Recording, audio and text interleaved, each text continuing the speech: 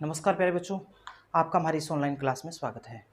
तो हम कक्षा 7 के पाठ्यक्रम के तहत जो सामाजिक अध्ययन के अंतर्गत भूगोल विषय आता है हमारा, भूगोल का हमने दूसरा पाठ का एक वीडियो कर लिया था और उसमें हमने सीखा था कि कैसे पृथ्वी के अंदर क्या क्या चीज़ें हैं, कौन कौन सी परतें हैं, वो किस किस चीज़ से बनी हुई है और कितनी उसकी गहराई है, ये सारी चीज़ें सीखी थी।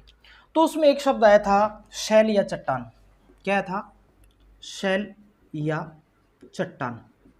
ये शैल या चट्टान क्या होते हैं और कहाँ पाए जाते हैं? तो देखिए, ये ऊपर वाली परत हो गई हमारी, ये तो भूपर्पटी, ठीक है। और इसके अंदर वाली दूसरी वाली जो ये जो परत है, इसमें क्या है? इसमें है लावा, ठीक है। और क्या है? प्लेटें। कई बार क्या होता है कि अत्यधिक गर्मी के बढ़ने से और ये लावा जो है बाहर आने की कोशिश करता है, और कई बार क्या होता है ये बाहर आ जाता है, जो कि किस रूप में आता है? ज्वालामुखी के रूप में। किस रूप में? ज्वालामुखी के रूप में ये बाहर आता है। और ज्वालामुखी का जो लावा ठंडा हो जाता है, ठंडा होकर के जब वो जम जाता है तो वो क्या बनता है? एक चट्टान बनता है, ठीक है। और ज्वालामुखी का जो लावा होता है, उसके ठंडे होने से जो चट्टान बनती है, उस चट्टान को हम क्या कहते हैं? उसको हम कहते हैं आग्नेय चट्टान। आग्नेय चट्टान, आग्नेय शैल कहें या आग्नेय चट्टान कहें। क्यों? क्योंकि ये जो लावा होता है वो आग की तरह पिघला हुआ होता है, और वो पिघला हुआ लावा बाहर आता है तो वो आग की तरह होता है, तो उसके ठंडे होने से बनती है, यानी अग्नि से बनी होने के कारण इस चट्टान को हम क्या कहते हैं? आग्नेय चट्टान कहते हैं, ठीक है।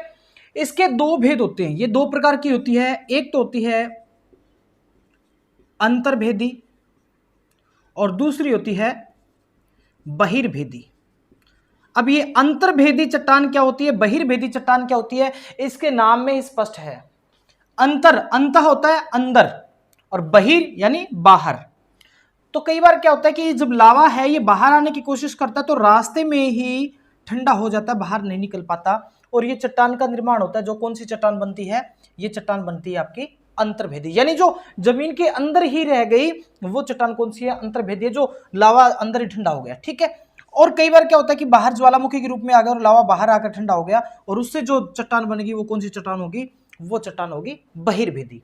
यानी जब लावा बाहर आने का प्रयत्न करता है और बीच में ही बाहर आने से पहले भूस्थल पर ऊपर आने से पहले ही रास्ते में ठंडा हो जाता है, और ठंडा होकर के वहीं जम जाता है, वो जो चट्टान बनती है उससे वो चट्टान होती है अंतर्भेदी। और जो बाहर जो आ जाता है और बाहर आने के बाद में जो ठंडी होती है, लावा ठंडा होता है, और उससे जो चट्टान बनेगी वो कौन सी होती है? बहिर्भेदी चट्टान होती है। अब देखिए, इसका उदाहरण की अगर बात करें तो ग्रेनाइट पत्थर। ग्रेनाइट पत्थर जो है वो कौन सा है? वो आग्नेय चट्टान का उदाहरण है। देखिए, अब देखिए ये बाहर आ गई चट्टान। अब यहां से क्या होगा? ये क्षरित हो जाएगी, यानी कि यहाँ ये पानी के साथ में, हवा के साथ में बह करके चली जाएगी, और कहीं जाकर ये कूड़ा करकट आदि में जम जाती है, ठीक है। यानी कि कूड़ा करकट जिसको हम अवसाद कहते हैं, उसके कारण ये जम जाती है, और जमने से जो चट्टान का निर्माण होगा वो चट्टान कौन सी कहलाएगी? वो चट्टान कहलाएगी अवसादी चट्टान। कौन सी?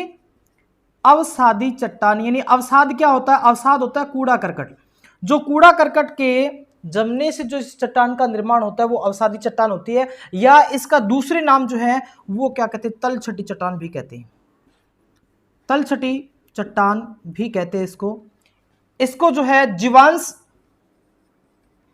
जीवांशीय चट्टान भी कहते हैं। क्यों?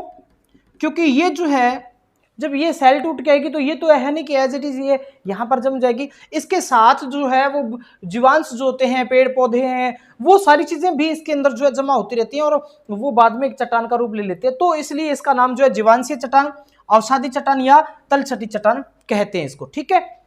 अब देखिए, ये तलछट के जमने से, यानी मुख्य रूप से एक ही चट्टान होती है आग्नेय चट्टान। आग्नेय चट्टान के अवशेष टूटने फूटने से बनती है, वो कौन सी होती है? अवसादी चट्टान। और फिर क्या होता है, कई बार ये जो है बहुत पुराना समय होगा इस चट्टान को दबे हुए, तापमान बढ़ गया, इसके ऊपर वजन वगैरह बढ़ गया, भार दबाव वगैरह बढ़ गया, तो उसके कारण क्या है कि ये जो चट्टान है वो अपना रूप बदल लेती है। जैसे ये चट्टान है, जो ये इसके उदाहरण कौन से हैं? अवसादी चट्टान के उदाहरण कौन से हैं? तो अवसादी चट्टान का उदाहरण है बलुआ पत्थर। बलुआ पत्थर जो है वो इस अवसादी चट्टान का उदाहरण है। अब जब ये समान कालांतर के बाद में ये दबाव बढ़ गया, और ये दबाव बढ़ने से यहाँ जो है ये अपना रूप बदल लेती है, और उसको हम कहते हैं कायांतरित, कायांतरित चट्टान। कायांतरित, काया अर्थात शरीर, अंतरित बदल लेना, कि ऐसी चट्टान जो कालांतर में चेंज हो जाती है, बदल जाती है, अपना स्वरूप बदल लेती है, उस चट्टान को हम क्या कहते हैं? कायांतरित चट्टान कहते हैं। कौन सी चट्टान? जो कालांतर में तापमान के कारण, दबाव के कारण अपना जो रूप बदल लेती है, रासायनिक अभिक्रिया के द्वारा अपना रूप बदल लेती है, उस चट्टान को हम क्या कहते हैं?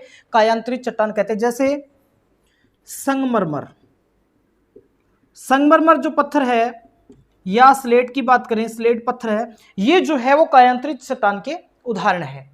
ठीक है, तो तीन प्रकार की चट्टानें होती हैं, आग्नेय चट्टान, अवसादी चट्टान और कायांतरित चट्टान। अब ये जो दोनों चट्टानें हैं वो इसी चट्टान के द्वारा ही निर्मित होती है, आग्नेय के द्वारा, क्योंकि आग्नेय है, इसके टूटने फूटने से ये कहीं जाके इकट्ठा होगा मलबा, वो जो चट्टान बनेगी वो होगी अवसादी चट्टान। और उसके बाद में अगर बात करें तो ये चट्टान जब दबाव, अत्यधिक दबाव आदि के कारण अपना रूप परिवर्तित कर लेती है, तो वो चट्टान क्या बन जाती है? कायांतरित चट्टान बन जाती है। तो इस प्रकार से ये हमारी तीन चट्टानें हैं। अब यहां से उठने वाले महत्वपूर्ण प्रश्न क्या हैं, कैसे इनको करना है? तो यहां तो एक तो ये है कि आग्नेय चट्टान कौन सी होती है, ये कितने प्रकार की होती हैं, कोई उदाहरण इसके। अवसादी चट्टान कौन सी होती है, ये कैसे निर्मित होती है, किस प्रकार बनती है ये, इसके और दूसरे नाम क्या क्या हैं, ये हो गया। और कायांतरित चट्टान कौन सी, कायांतरित चट्टान किस प्रकार बनती है, क्या होती है, कैसे बनती है, इसके उदाहरण क्या है। ठीक है, इसके अलावा ये जो जीवांशीय चट्टान है, इसके बारे में एक महत्वपूर्ण प्रश्न ये है कि ये जो पेट्रोलियम होता है ना, ये पेट्रोलियम कहां पाया जाता है, कौन सी चट्टानों के बीच में पाया जाता है? तो पेट्रोलियम हमेशा अवसादी चट्टान के बीच में पाया जाता है। पेट्रोलियम हमेशा अवसादी चट्टान के बीच में पाया जाता है। ऐसे क्वेश्चन एग्जाम्स में आते रहते हैं। तो उम्मीद है ये आपको समझ में आया होगा। और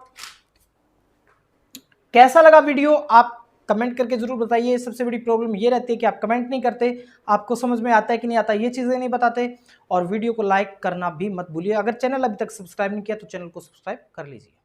वीडियो देखने के लिए बहुत बहुत